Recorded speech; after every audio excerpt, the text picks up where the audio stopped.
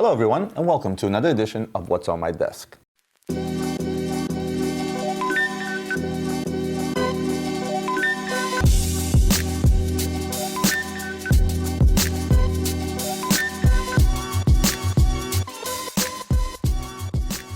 Today I'm going to talk about three very different watches. The only thing they probably have in common is the fact that they're fairly large in size. I brought the Big Pilot Perpetual calendar in rose gold.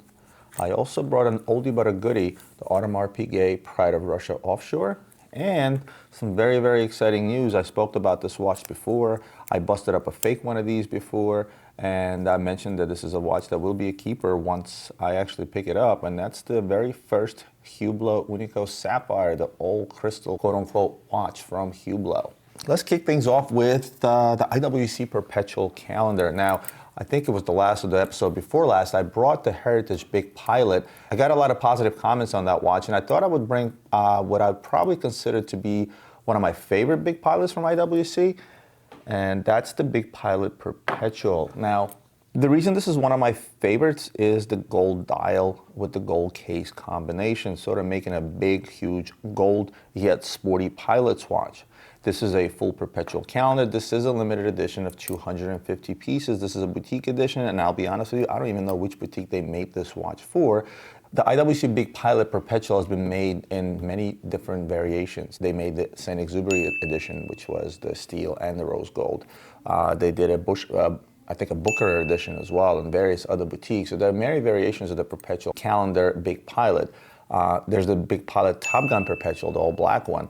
Very many ones. And why do they make so many? Is because, well, the Big Pilot is arguably one of the most popular watches from IWC. And when you have something popular, why not get out there and make a bunch of different editions in different variations? Everybody has different tastes on a watch that's popular and that's selling. And again, they didn't go crazy. They made editions of 50, 250, 500. So it's not like they put out a lot of product. Yes, it was more or less the same watch, at least the same guts, but just a different dress. And as long as you don't overdo it with the amount of pieces that are out there, even though you may have 10 different limited editions, but if they're only in editions of 50, 100, or 250, it really doesn't become a big issue.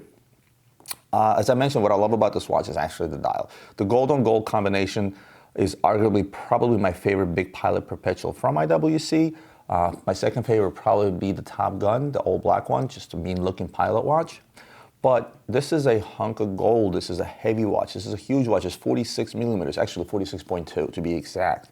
Signature Big Pilot case, signature crown. Again, I mentioned before that crown could be problematic because of its size, and you bang it against something, the stem tends to pop out if you hit it hard enough, but you just have to be careful wearing it and be conscious of that. I love everything about the way the Perpetual calendar is displayed. It's a typical IWC. I mean, look, at a glance, you can tell exactly what day of the week it is, what year it is, what month, what date, etc., etc. So it is definitely a very readable Perpetual calendar, especially with the amount of real estate that this huge pretty much 46 millimeter dial has on it. So for someone that relies on their Perpetual calendar to tell time, date, day of the week, etc., etc., this is definitely the most readable Perpetual calendar out there. And again, not because they did anything special, it's just the fact that they stuck it in a huge 46 millimeter case. Comes with a matching deployment buckle, signature IWC Big Pilot strap, just as it came on the original Big Pilot plain watch, where it looks a little bit weird. One side of the strap is extremely short and the other one is very long, but once you actually put it on your wrist, it fits just fine. Let's talk resale value. When this watch originally came out, it was $47,000 list. And they traded close to list, especially the limited edition. To sell, some people were even asking over retail if you couldn't find one. Now, of course, with the popularity of the brand overall, kind of has calmed down. Expect to pay about $27,000 to $30,000 for this watch if it's complete, where before you'd be hard pressed to find them less than $40,000. In fact, I remember the very first one of these I sold brand new. I sold for $43,000 to a dealer who then went and resold it, I'm assuming at a profit, which probably means he sold it close to retail, which is pretty good. For it to hold its retail value at around that $30,000 price mark, which is more than half price, I think it's pretty amazing. It just goes to show that I'm not the only one that happens to like Big Pilots, whether it's a plain Big Pilot or perpetual Big Pilot such as this one. Next, I mentioned I brought an oldie but a goodie, and this is the Audemars Piguet Pride of Russia. This was a limited edition that came out during, the old limited AP craze, the guys that started it all. They made 200 pieces. This watch was made to commemorate all the achievements made by Russia as a nation, as a country. It was supposed to be done as a tribute to all the scientists and artists and all those things that were, quote unquote, Russia, and all the achievements that were made by that country. Although it wasn't really publicized that much.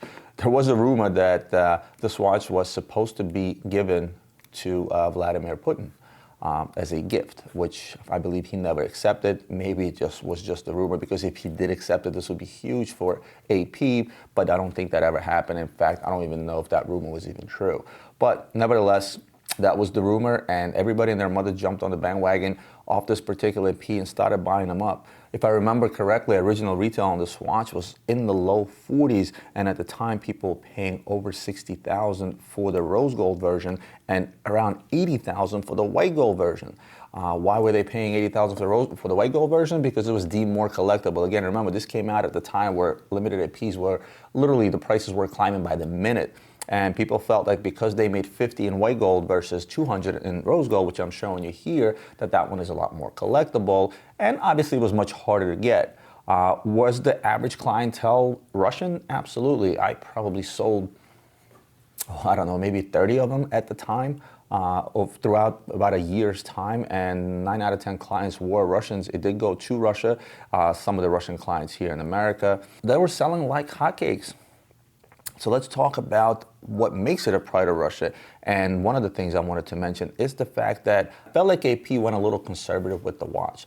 At a first glance, when you look at this watch, how do you know this is indeed a pride of Russia? It looks like a plain Offshore. In fact, it's got the old school dial from some of the older Offshores, and there's really nothing on the watch in the front that says, hey, this is a pride of Russia. Of course, for those that know, at the time, there was no plain Offshore in rose gold such as this one. The only non-limited Offshore out there was the rubber clad, which had the rubber bezel, and that was obviously easy to tell. And every other plain rose gold Offshore was a limited edition, for example, like the Rose Ginza or the JZ, etc. And the way you tell this is a pride of Russia, if you flip the watch over, obviously you have the signature double-headed eagle, the old symbol of the Russian Empire. And that was really the only way to tell, unless you really knew your watches and you could tell at a glance, like me, that this indeed is a pride of Russia. But why didn't they just put the double-headed eagle on the dial somewhere, or make a different bezel or something? Well, at the time, AP felt like this is the route to go, and who are we to tell them what to do? They're a successful company. It's kind of like Patek hiding their tourbillons, you know what I mean? It's like everybody wished that Patek would not hide their tourbillons. You can see that it's a tourbillon, but for those that know, and I feel like AP at the time, who were super hot, especially with their limited editions, and had no issues selling any limited edition they put up, they felt like this was the way to go, and this is how they did it. As I mentioned, when they first came out the gate, there were over 60. The white golds went up to almost $80,000. And there was also a couple of them were actually put together in a set.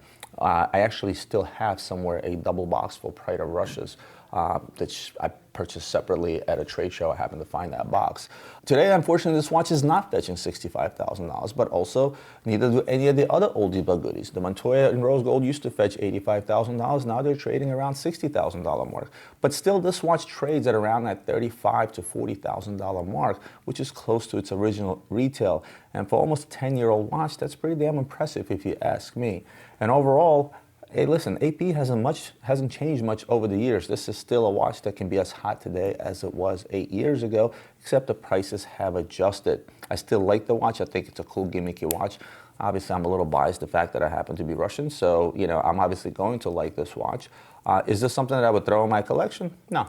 I told you guys I don't really own any watches. There's very few watches that will put in my collection. Will I wear this for a while? Absolutely. Nevertheless, I think it's still a great watch. And in terms of pricing, think about picking this up. Let's say if you find this watch around that $35,000 to $38,000 price range and compare it to some of the newer stuff that's out there today. Any popular Offshore today, which is a regular edition, you're paying around that $35,000 to $45,000 price. So, I think this makes it a deal. And it's got a hell of a gimmick to go along with it. Well, guys, last but not least, I want to talk about this Hublot Sapphire Unico. I mentioned to you, I think in one of the episodes, I talked about that this is a watch that will be a keeper should I come across one at a reasonable price. And by reasonable price, I mean I was actually going to find one pre-owned, and if I find it at a price where I felt like it was worth keeping, I would actually keep it. And guess what? I just came back from the New York trade show, found a customer of mine was there. He was walking around. He said, oh, by the way, I'm trying to sell this Hublot. I struck a deal, and lo and behold, I have the Sapphire Hublot, which is indeed my absolute favorite Hublot, period. There's not a Hublot out there that I like any more than this guy. And why? Look at the watch. I mean, granted, let's talk about the bandwagon. Let's talk about the crystal bandwagon. When Richard Mille came out with the crystal tourbillon, everybody and their mother jumped on the bandwagon. Does this happen in the watch? Should I blame Hublot for doing so? Absolutely not. It's been done in the watch industry for hundreds of years. Everybody copied off of each other. At the end of the day, you're coming up with a mechanical watch. So there's only so much you can do in terms of design, in terms of functionality. So everybody does what everybody does when it comes to making watches. So Hublot were the first, after Richard Mille, to come up with an all sapphire case watch, or AKA the crystal watch. Obviously, you guys know that every watch, the glass on every watch is actually not glass, it's actually a rock, it's actually a piece of crystal that's made to look like a piece of glass. Therefore, it's a lot more durable and scratch resistant.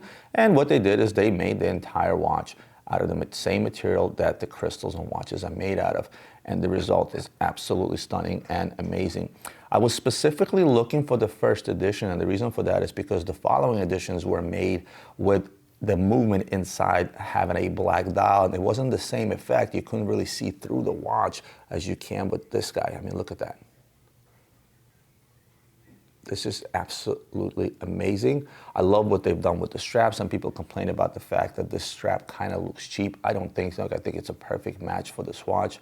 The fact that it's quick release, like a lot of the new Hublots have, I absolutely love that as well. I'm just gonna pop this off real quick. Hold on. See, I was actually even able to do it with one hand. And again, look at this guy. I mean, I can't say enough about this. And the only thing I will tell you is that there's nothing special about this watch. They made a limited edition of 500 pieces, surprise, surprise. It's a regular Unica movement that I've been using for a while now. And the only thing I can tell you about this particular watch is the fact I love the way this watch looks. And I've told you guys all before, when it comes to watches, you shouldn't care about how good of an investment something is, et cetera, et cetera, et cetera. But you should really buy what you like, because these things are expensive toys. Is there anything negative that I can say about this watch? Because there should be some negativity, I guess, on some watches. And I'll be honest with you, I'm really hard pressed to try to find something about this watch that I do not like. Maybe I would make an addition on the buckle and somehow figure out a way to. You can't make the entire buckle, obviously, out of crystal, because that just won't work. It'll break. But I feel like this part here could have had a crystal insert. Maybe I'll get my watchmaker to make me one.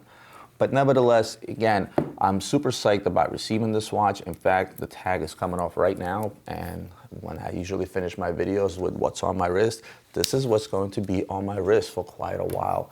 I'm super impressed with this watch. I love the way it looks. It's a conversation starter. I actually wore it at the show, and everybody came up and said, wow, this is great. How much is it? Is it for sale? How much is it for sale? And I said, no, sorry guys, it is not for sale. This is something I'm going to be wearing for quite a while. I will briefly talk about its resale value. The watch has a hefty retail price tag. I mean, it's not $2 million like the Richard Mille, but it is $57,900 or roughly $58,000 in retail. And all the while since it came out, I was hard pressed to find this watch for more than 30% off retail. We've sold a couple of these in the mid-40s. When they first came out, we've sold them pretty much at retail or close to it, because everybody wanted one for obvious reasons. Great looking watch, and nobody cares that it's Hublot and they make limited editions every 5 minutes and blah blah blah blah blah, and whoever makes fun of them on Instagram and so on and so forth. Because at the end of the day, when you make a product that's so fire as this crystal sapphire watch, you're gonna be successful. I managed to find this watch cheaper, and I managed to find it cheap enough to where I felt like it was worth actually sticking in my quote-unquote permanent collection. So guys, I hope you enjoyed my trip down memory lane with this Pride of Russia, my thoughts on the Big Pilot, and as well as my new buy that I'm going to be enjoying for quite a while now. If you like this video, make sure you hit that like button. If you're not subscribed to my channel, make sure you hit the subscribe button and turn on the bell notification to let you know when my new videos do come out. And I'll see you guys next time for more watch reviews and other videos.